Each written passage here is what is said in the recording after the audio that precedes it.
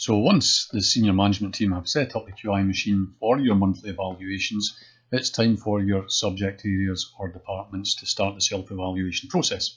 So we'll click the button and we'll kid on that we are the computing department, and it is the month of August, which has 3 evaluations now to be completed. And so what we have here is our 3 challenge questions on the left hand side of this section in our to-do list. And so we'll start off with the first one, raising attainment and achievement, our initial response to SQA attainment. To complete this, we click on the little pencil button and a window pops open. And so just before we enter our rating on the 1 to 6 scale, if we're not too sure what's involved in this, you can always click this QI info button here, and it gives you another little friendly pop-up window reminding you about the main themes and features of this QI.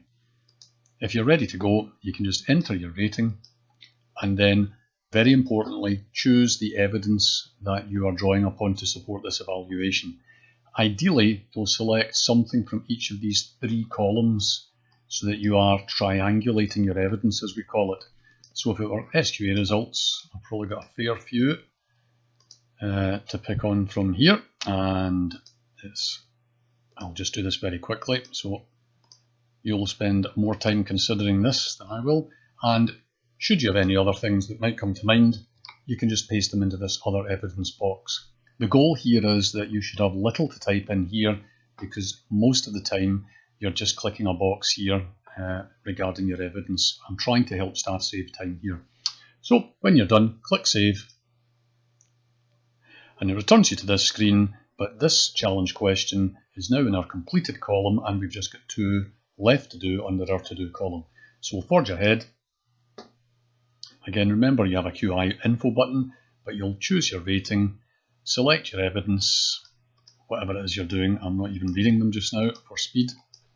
Other evidence, if appropriate, you can leave it blank if you wish, entirely up to you. Click Save. That's another one done, and 1 more to go. The important thing about this one is that the senior manager only wants this one completed by pupil support.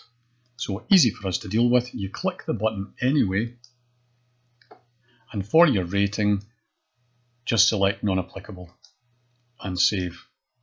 And that's it, done. All 3 QIs are now under the completed column, and that then reveals these 3 boxes where you can add your strengths and your areas for development. So have a think about what these challenge questions brought to mind about your good practice. It's like 2 stars and a wish.